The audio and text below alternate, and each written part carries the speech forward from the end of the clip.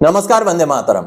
दोस्तों, स्वागत है आप सबका सैनिक पाठशाला में। आज के वीडियो के 5 महत्वपूर्ण जानकारियों को लेकर आया हूं, जैसे आप बोर्ड पर देख पा रहे हैं। दोस्तों, राज्यसभा में 8वें पे कमीशन को लेकर के सवाल जवाब हुआ है, उसके बारे में जानेंगे। साथ ही साथ पटियाला में जो फौजी कर्नल के साथ जो मारपीट हुई थी, उसके बारे में जो लेटेस्ट अपडेट आया है, उसके बारे में भी जानकारी हासिल करेंगे। और साथ ही साथ एमएससीपी की वजह से पेंशनर को जो सीआईएलक्यू या लिव इन केस में भी बढ़ोतरी होकर के उनको एरियर मिलना है, उसके बारे में भी जानकारी हासिल करेंगे। और साथ ही साथ मार्च के महीने में पेंशन क्रेडिट करने से पहले 7,07,669 रुपए का एरियर पेंशनर के खाते में आया है। किस तरीके से आया है, आगे पीपीओ भी दिखा के आपको समझाऊंगा। तो इन्हीं विषयों को लेकर आगे बढ़ेंगे, जैसे आप बोर्ड पर देख पा रहे हैं। आगे बढ़ने से पहले हमेशा की तरह मेरा आप सबसे आग्रह है, अगर सैनिक पाठशाला चैनल का वीडियो आप पहली बार देख रहे हैं या अभी तक चैनल को सब्सक्राइब नहीं किया है, तो चैनल के साथ जुड़े रहने के लिए, इसका हिस्सा बने रहने के लिए और आपसे जुड़ी हुई भरोसेमंद ऑथेंटिक जानकारियों को पाते रहने के लिए चैनल को सब्सक्राइब जरूर करें। चलिए आगे बढ़ते हैं दोस्तों। सबसे पहली जानकारी, 8 सीपीसी के अप्रूवल को लेकर के संसद में फिर उठे सवाल। सवाल जवाब दिलचस्प है। जी हां दोस्तों, दिलचस्प क्यों है वो आगे बताऊंगा। सबसे पहले सवाल क्या हुआ है, जवाब क्या आया है, उसको देखते हैं। दोस्तों, कल यानी कि 25 मार्च को भारत सरकार के वित्त मंत्रालय से 8वां पे कमीशन से जुड़ा हुआ सवाल पूछा गया राज्यसभा में। जैसे आप सवाल जवाब का ये ब्यौरा देख पा रहे हैं। और ये सवाल पूछा दोस्तों श्री शंभू शरण पटेल, श्री मदन राठौर और श्रीमती किरण चौधरी ने, जो कि राज्यसभा के सांसद हैं। और सवाल क्या पूछा गया था, देखिए, क्या वित्त मंत्री यह बताने की कृपा करेंगे कि क्या 8वें केंद्रीय वेतन आयोग सीपीसी को मंजूरी दे दी गई है? यदि हाँ, तो तत्संबंधी ब्यौरा क्या है? और 8वें केंद्रीय वेतन आयोग सीपीसी से कितने केंद्रीय कर्मचारियों और पेंशन भोगियों को लाभ होगा, जिससे अर्थव्यवस्था में खपत भी बढ़ेगी? अब दोस्तों, इसका जवाब जो दिया गया है वित्त राज्य मंत्री पंकज चौधरी जी द्वारा, जिसका जवाब आप देख पा रहे हैं। क से ख को के जो सवाल हैं, क और ख, उनके लिए जवाब दिया गया है, सरकार द्वारा 8वें केंद्रीय वेतन आयोग सीपीसी का गठन करने का निर्णय लिया गया है।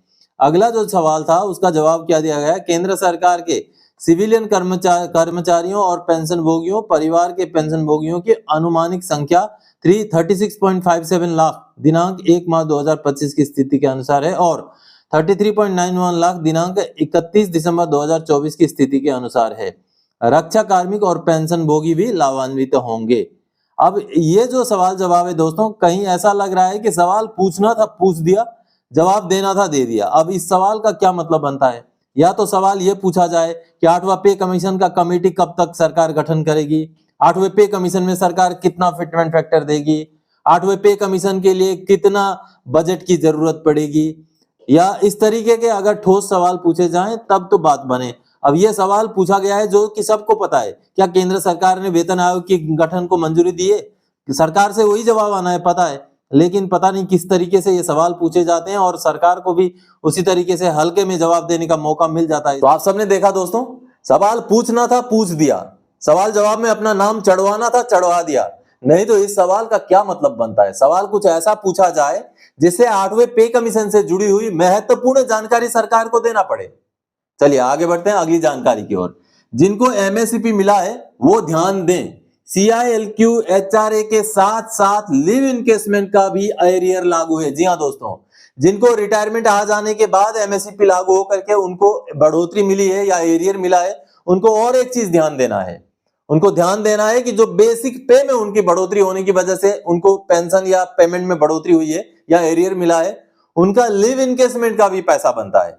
क्योंकि मान लीजिए आप रिटायरमेंट आ गए और जब एमएससीपी लागू हुआ तो आपका बेसिक पे में बढ़ोतरी होता है एमएससीपी की वजह से। तो बेसिक पे में जब बढ़ोतरी हुई तो आप ऑलरेडी लिव इनकेसमेंट लेके आ चुके हैं कम बेसिक के हिसाब से। तो जब आपका बेसिक बढ़ गया तो आपका लिव इनकेसमेंट का भी वो जो डिफरेंस का अमाउंट है वो आपको मिलना जरूरी है। तो आप में से जो पेंशनर रिटायरमेंट आने के बाद उनको एमएससीपी ग्रांट हुआ है, ध्यान दीजिए, आप चेक कीजिए, आपको अगर वो लिव इनकेसमेंट वाला एरियर नहीं मिला है तो आप भी क्लेम कीजिए, वो भी आपको लागू है। चलिए आगे बढ़ते हैं अगली जानकारी की ओर। पे पेंशन एडिशनल पेंशन में 24% की बढ़ोतरी, एरियर भी मिलेगा अप्रैल 2023 से अब तक का। जी हां दोस्तों, अगर आपके हाथ में खुद का पेमेंट पेंशन बढ़ाने का अगर ताकत हो, अगर ऐसी अथॉरिटी हो, तो आपको कितनी खुशी होगी। ऐसा ही मामला है, हमारे जितने भी नेता हैं वो खुद का पे खुद का पेंशन खुद ही बढ़ाते हैं संसद में बैठ करके। हालांकि 2018 में बढ़ाया गया था पिछली बार, अब की बार 5 साल बाद यानी कि अप्रैल 2023 से उसको लागू करते हुए बढ़ाया गया है।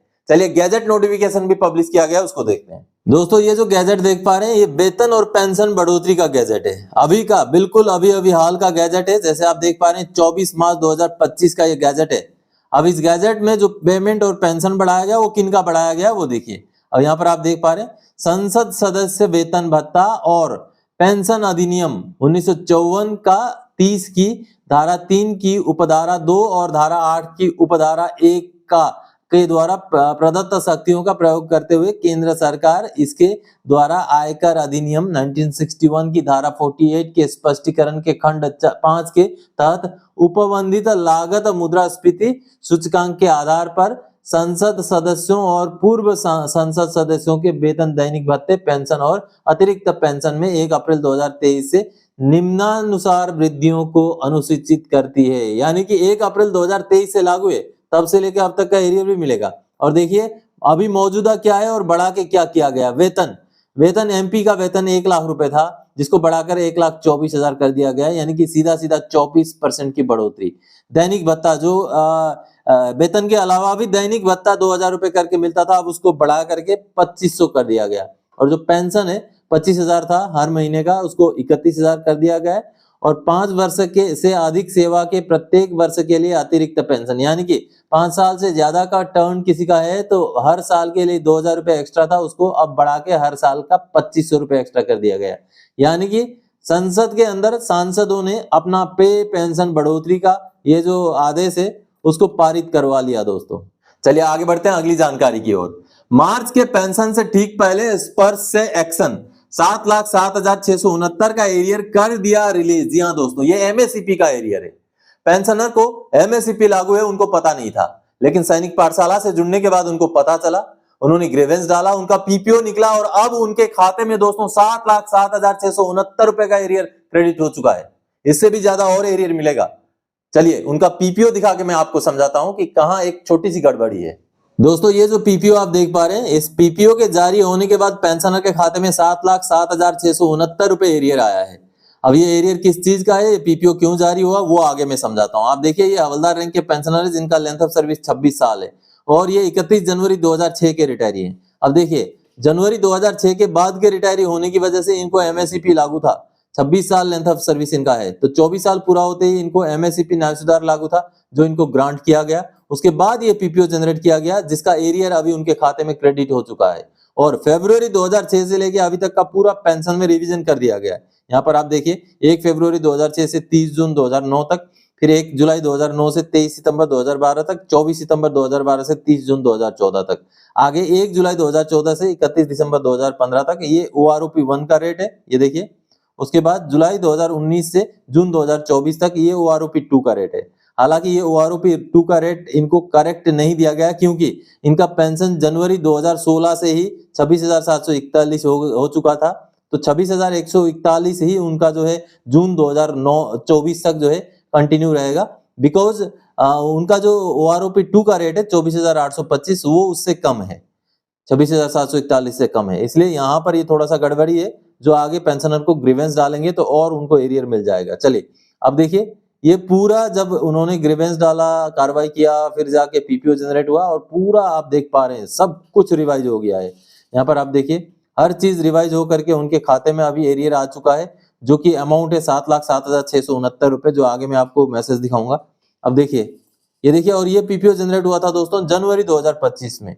हालांकि थोड़ा सा समय लगा, लगभग 2 महीने का समय लगा एरियर क्रेडिट होने में, लेकिन अब पेंशनर के खाते में ये एरियर क्रेडिट हो चुका है।